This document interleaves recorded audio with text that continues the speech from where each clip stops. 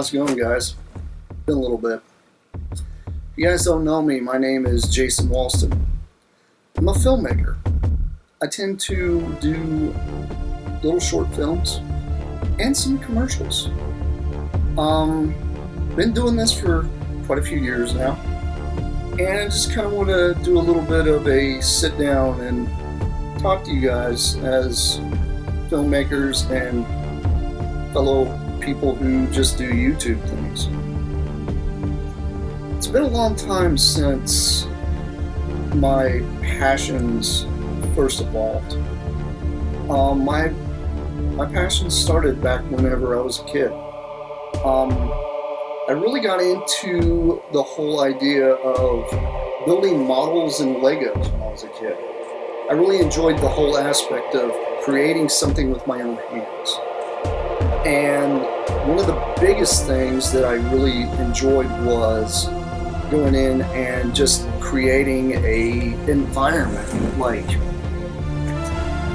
pretty much like building the models. And then I started going into building like terrain for the models and stuff. And when I really started getting into that, I started to get a passion for kind of more or less the model making aspect of filmmaking.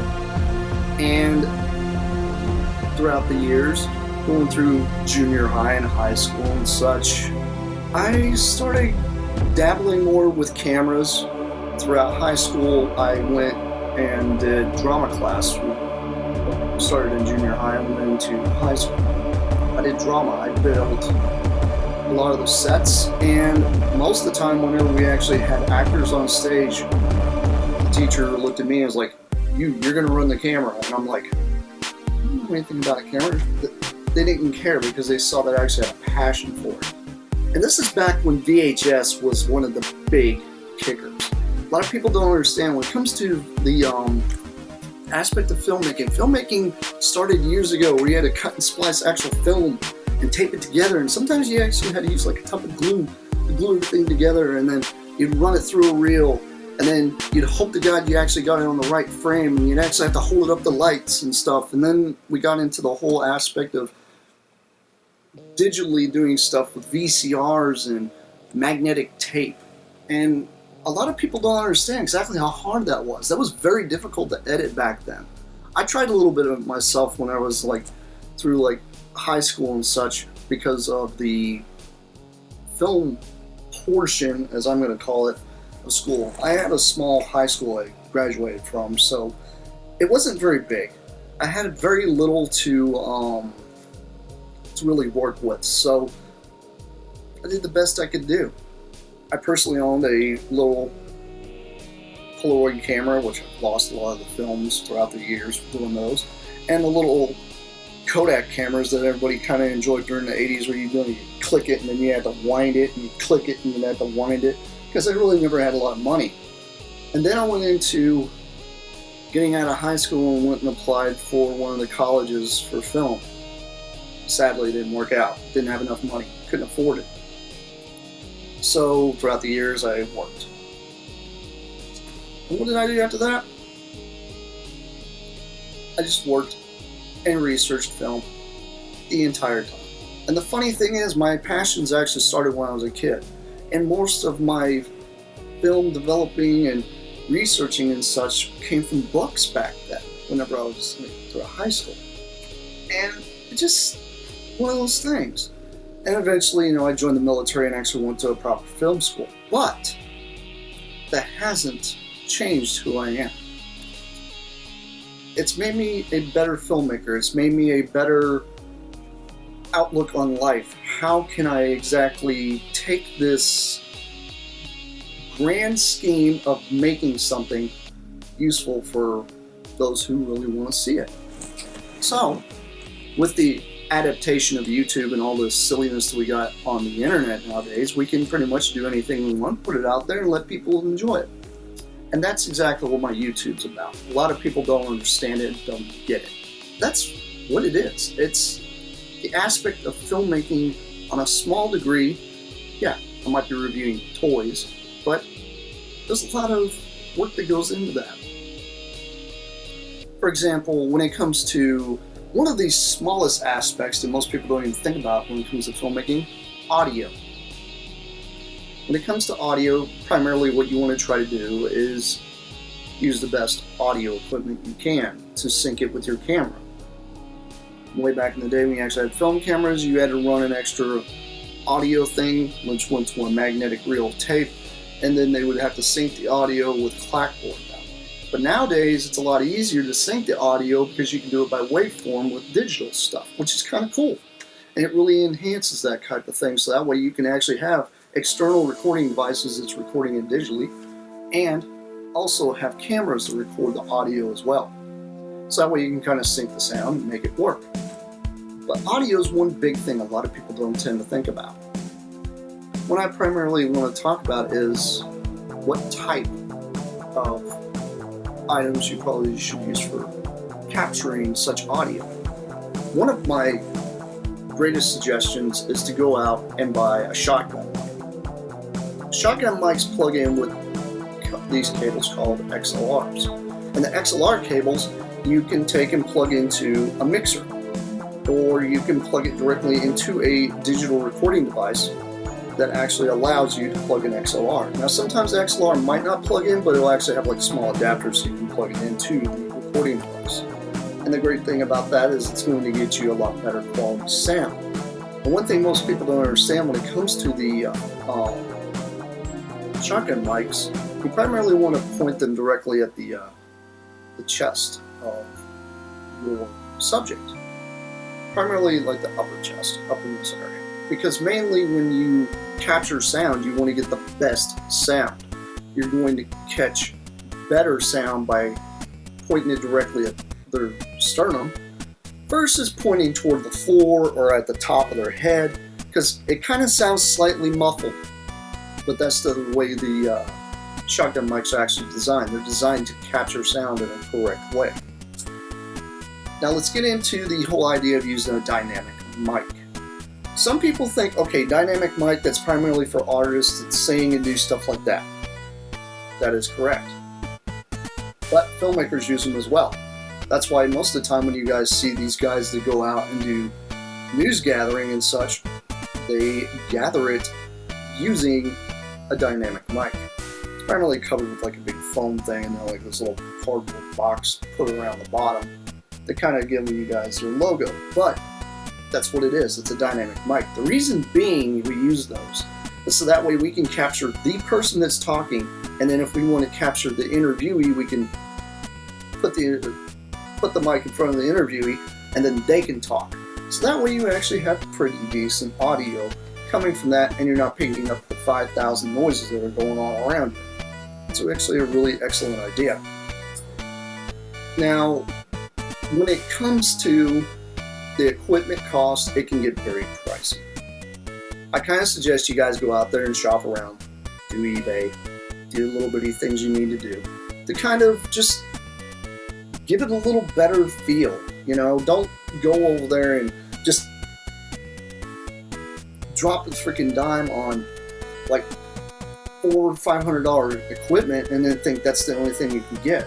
It's completely wrong. You can use eBay and get stuff really cheap. Myself, yeah, people are probably going to laugh, but I have bought some of the cheaper shotgun mics off of eBay. They work just fine. Now, they might have like a slight different sound to it, but honestly, when you do a lot of tweaking and such within the editing programs nowadays, you can actually fix a lot of that tinniness that you get sometimes. But mine really don't sound that bad. I've used them. I've actually used really good mics, and honestly, for the budget filmmaker, I highly suggest you kind of look out for those. And another thing I suggest you do is get a external mixer. Some type of mixer that you can plug your recording audio directly into. What I personally own, I own a little Belkin mixer. It has a little docking station for an iPod to plug into, and it's got quite a few components to be able to manipulate the audio you want.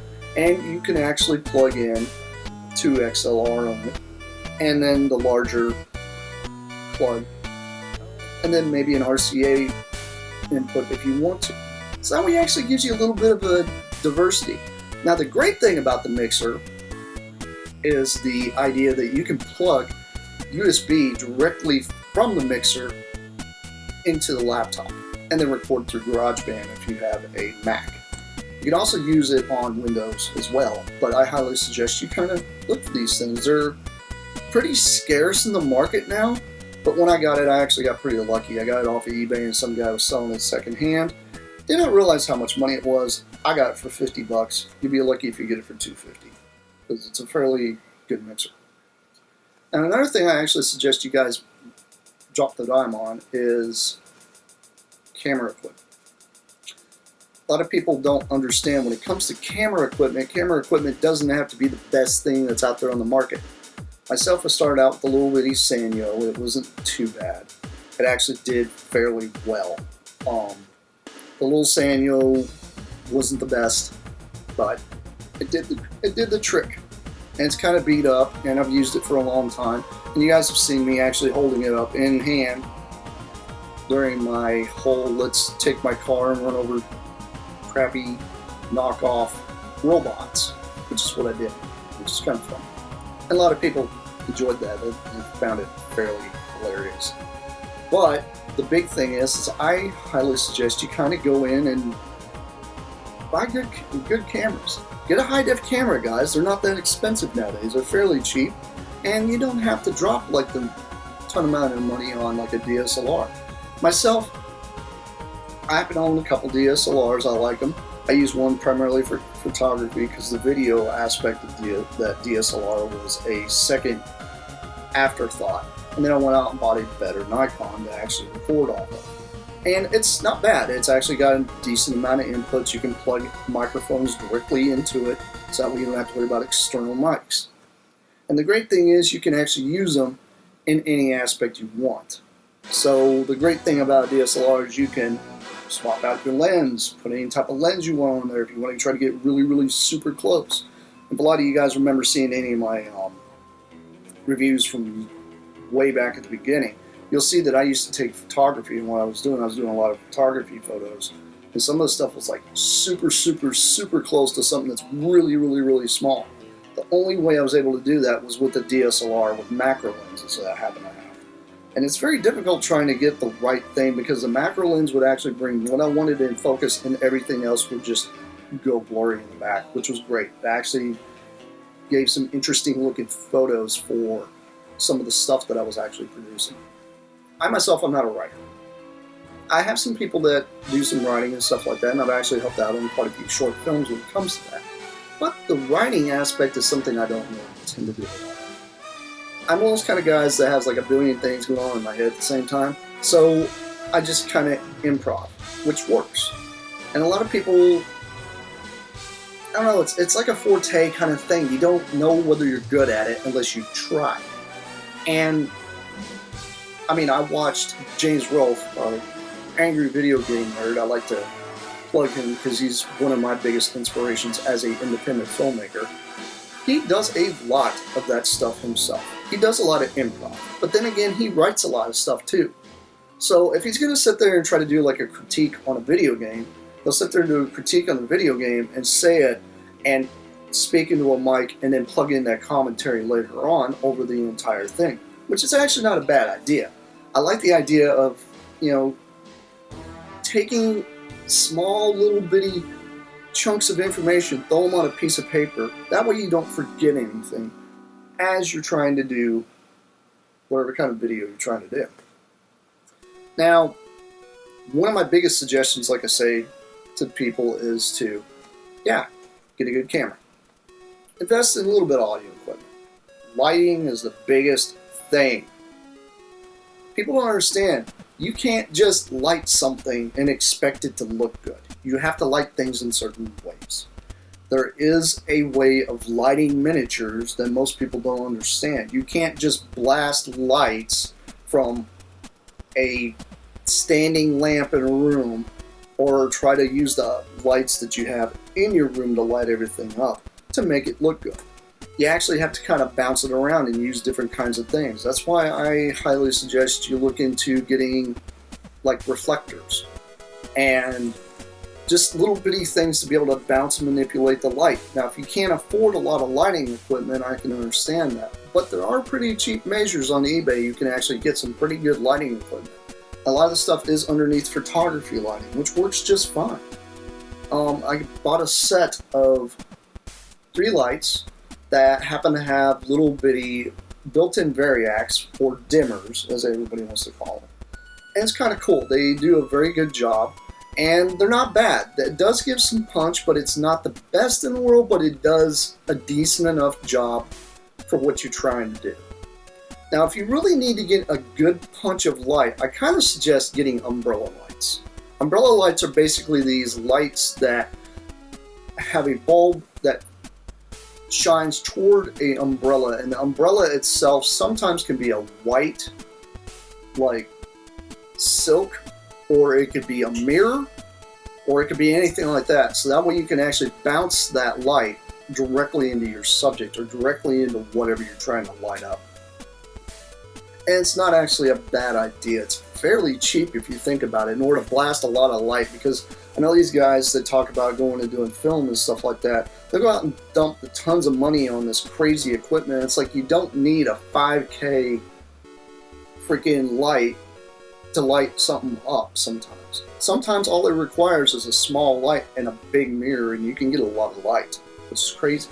It's just one of those things. You just kind of need to use your head a little bit, be a little creative. That's the whole point in being a filmmaker, is to be creative. And being creative is one of those things that you're only limited to your own mind. So don't let anybody tell you that you can't do it.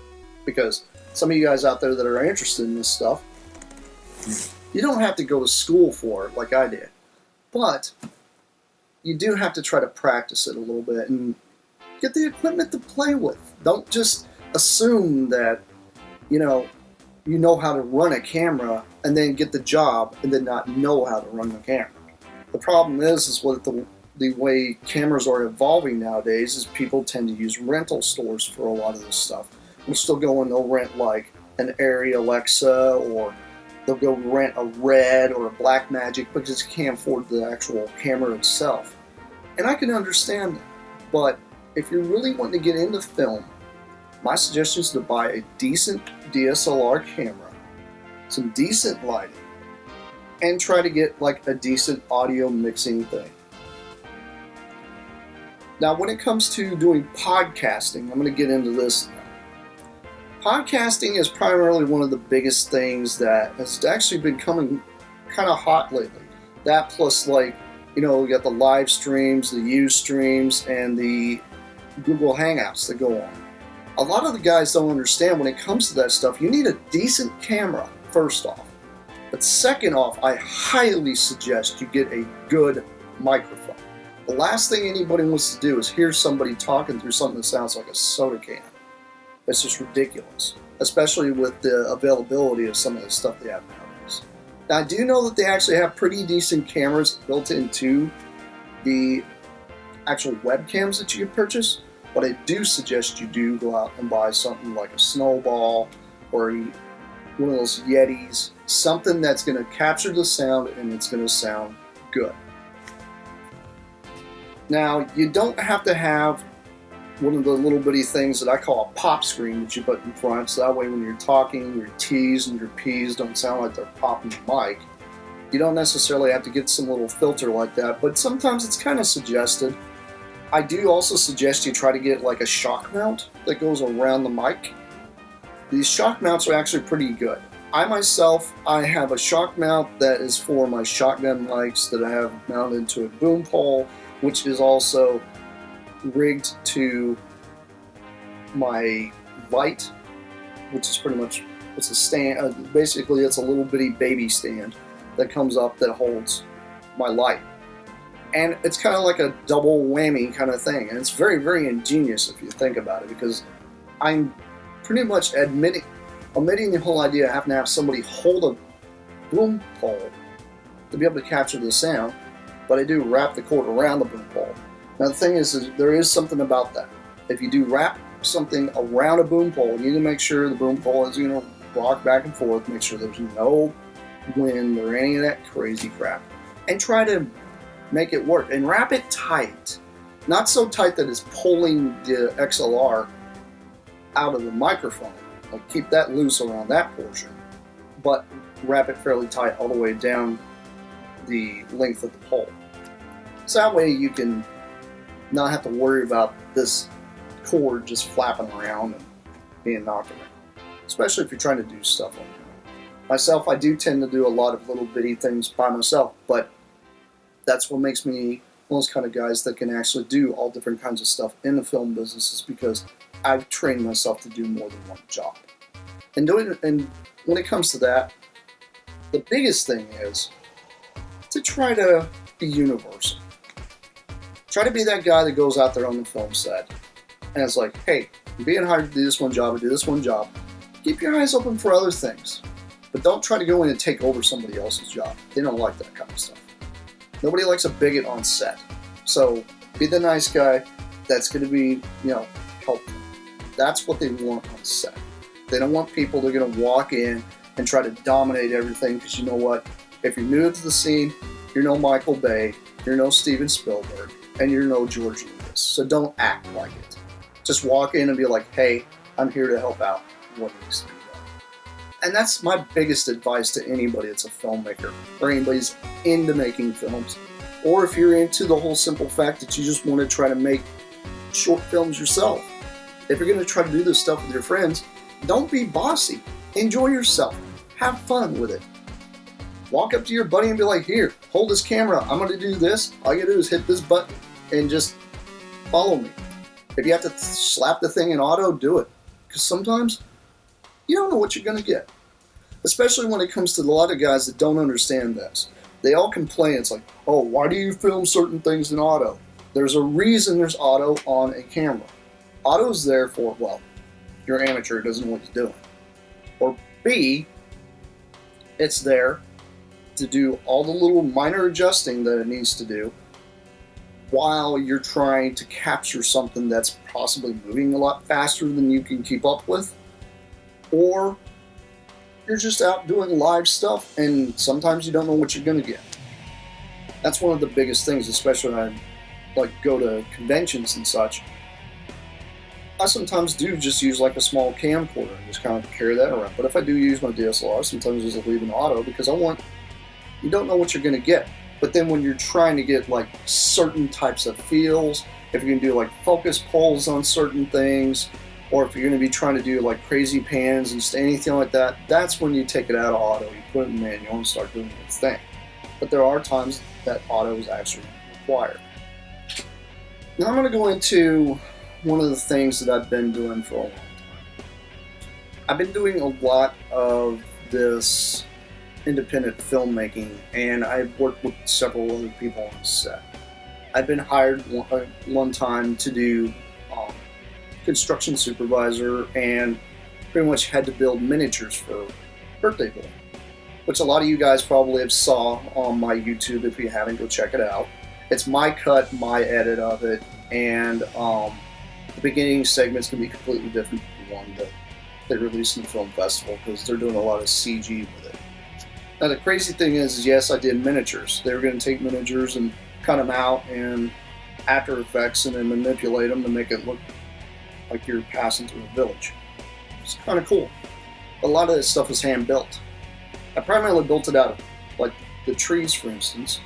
The trees were made of a piece of balsa wood, wrapped with some wire, and then some clay. And it was fairly easy. It wasn't too hard to actually put that together. It was a pretty simple concept. But the artistic ability comes from whenever you're applying everything else. Like when you're actually manipulating and twisting all the wires and such. Now, one of the other things that I did was I constructed these little bitty houses. Now, the houses were made of a foam along with a bit of balsa wood, some paint, and they were made to look three-dimensional, but they were 2D items, which was kind of interesting. It's very cool trying to do that because they had a lot of imagination being put into building such an item. And a lot of people's like, well, I thought you had to go to like crazy hobby places or have modelists come in and do all this stuff. No, you don't. Because if you're one of those kind of guys that's crafty like me, you can figure it out on your own to do it. It's not hard. Another thing that I did when it came to the filmmaking aspect of Birthday Boys, actually I helped out with building the set. The set required a lot of construction. Like when we actually had to build the oven portion where the kid opens it up, that was actually not a real oven. That was a wooden box that we pretty much built and rigged a old oven door to it. Be useful in such a way that the child's not going to be hurt and the parents aren't going to be skeptical about what you're having the child do on set. Because there's a lot of people out there that don't get that. And that's one big thing you actually have to think about is when you do have children on set. It's a complete different world.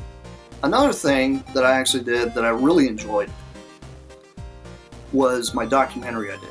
The documentary I did, we went airboating. And basically it was about this camp that's out in the middle of the Everglades. And a buddy of mine, Frank Branca, he's actually helped me out with some film work himself, but the dude is a skater. He loves to skate. That's his thing. But he decided, hey, I have a documentary coming up. My parents only have this place out in the Everglades.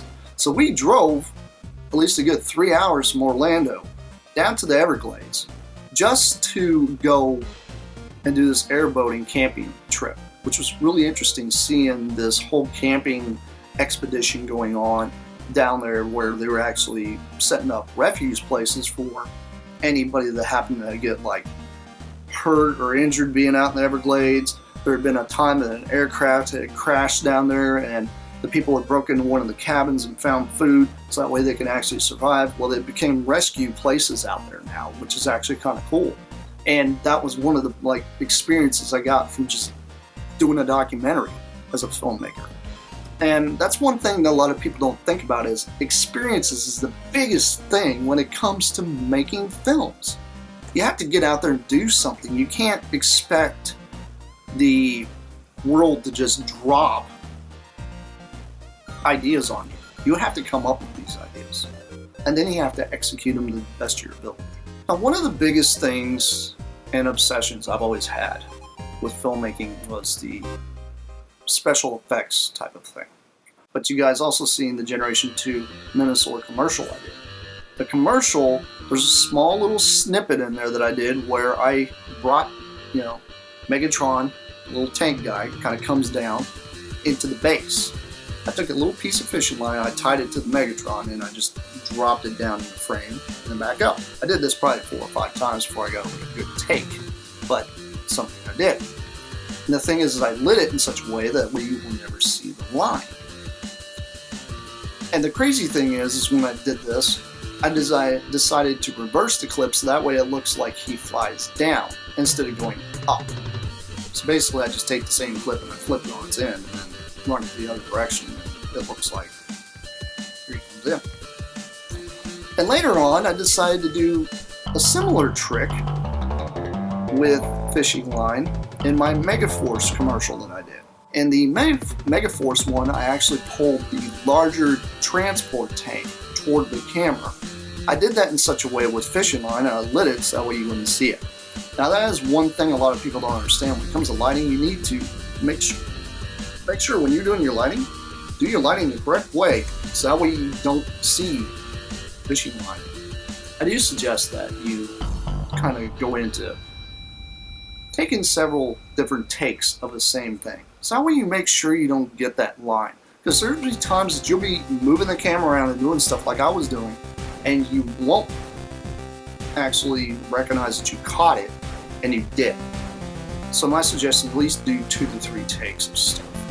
Now one of the other things I tend to do in my filmmaking stuff is I try to be kind of clever on what I'm trying. I try to mix it up a little bit, and that's why I don't tend to do all the standard hands reviews that a lot of people do. Like when you look at my old stuff, you saw that I did the whole 2-camera switch thing, which was great. But there are times that the 2-camera switch thing just didn't work. I went ahead and manipulated it and made it so that way I bring in another element such as Bumblebee. come in, does some talking at the beginning, and then bam, right into the review that I was doing with the 2 cameras. And it's fairly clever. I liked what I was doing. But then I wanted to try to change it up a little bit. I talked to a few other guys that are out there on the boards and such, dealing with reviews, and a lot of people tend to do more hands reviews. Well, I get the hands reviews are kind of popular. I understand that because everybody wants to see the scale of the toy and they really want to see it all up close. They sometimes don't care about seeing the person's expression on their face mouth. So I did a few like that, but if you notice the way I did those, I did them more informative. I did them more as a kind of a slow-paced documentary thing, and there are times that I do it where I do some crazy stuff in the middle right there, where like my GOTS block or Diaclone stuff that I did, and some of that stuff, where I threw split screen stuff in, which was kind of interesting. And that's when it comes to the editing aspect. When it comes to editing, I kind of suggest that you guys go in and start looking for editing software that you guys can afford. One of the biggest things that I look at is, flexibility of the editing software as well. I know some guys out there that have, the silly amount of money, can drop the money on Avid and use Avid because Avid's like the big horse. It's the big king of filmmaking. It's what they edit everything on that you see in the movie theater. That's what they use. Now, I do know that they do use After Effects as a supplement at times as well. But there's certain things out there they tend to use, which is like Avid DS to help out with compositing and such, which is kind of interesting. But the biggest thing I highly suggest is just go out and buy the software that you need. You can go out and buy like a decent computer and get hold of certain types of software, but one of the softwares I do suggest for the independent filmmaker is to go out and buy Adobe. Adobe Premiere has actually got this thing going on right now where it's like a cloud thing where you pay like $30 a month and you get an entire suite of everything they got, including After Effects, Premiere, Photoshop, you name it. Which is kind of interesting. And it's kind of cool for the guy out there that wants to go ahead and dump $30 a month on that versus $15 to his Xbox One account and $15 to say and play World of Warcraft. You can combine the two together. Oh, look, it's $30 and I can do this and make money with it. What you think about it, you actually are kind of making your money back. You're not really losing anything. But it's actually a good idea. I think anybody that's an independent filmmaker probably should jump onto that kind of a thing. But there's also another program out there called HitFilm that came out. And HitFilm basically was a stripped down version of Adobe. And it works. It's very good. But it was only very, very small, limited offer on the program itself, actually getting it for free. Because they had it out for free about 4 months ago or so. But I shared it with quite a few people out there, and some of them actually have it. So if you ask them, they'll give you their opinion. Don't just take my advice. Go check it out yourself. It's actually not a bad program. Myself, I tend to use Final Cut. There's a lot of people that don't like Final Cut, and I get that. I completely understand why you don't like Final Cut. Some people don't like the new layout. They don't like any of it. Myself, it works really well for what I'm trying to do. It's a good workflow for myself. But I don't say that everything that works for me is going to work for you. That's just how I see it. And it comes to that with any kind of filmmaking tools whatsoever. So this is, like I said, this has been a video to kind of introduce you guys to who I actually am and what I like to do and why you guys see some of the stuff that you see on my YouTube. Like I said, I am a short filmmaker. I do like to make my own commercials as well. And I do a lot of podcasting and such on the side. Like I said, one of the things I actually plan on trying to get paid to do is go to convention to convention, doing a lot of coverage. But in time, that won't end up happening. But this is, like I said, this is a video just to let you guys know who I am. And it's also going to be a big thank you to everybody that has been watching my stuff. It's took a long time for me to get to where I'm at, and it's one of those things I really do appreciate anybody that's been watching my content. Now, if you guys have any issues with any of the content or anything like that, please let me know. You guys can actually find me on Twitter, you can find me on YouTube, and you can also find me on Facebook. I also have a website that I have that's up that I'm still working on. It's a work in progress, so don't go there expecting stellar things right now. But eventually it'll end up getting there. Like I said, this is a sincere thank you to all you guys out there. And this is also a thank you to any of my family that's been watching as well. Because if it wasn't for them, I wouldn't be where I'm at. Anyhow, this has been Plasticon. And this has been yet another video for you guys. And this is me signing off. Peace out.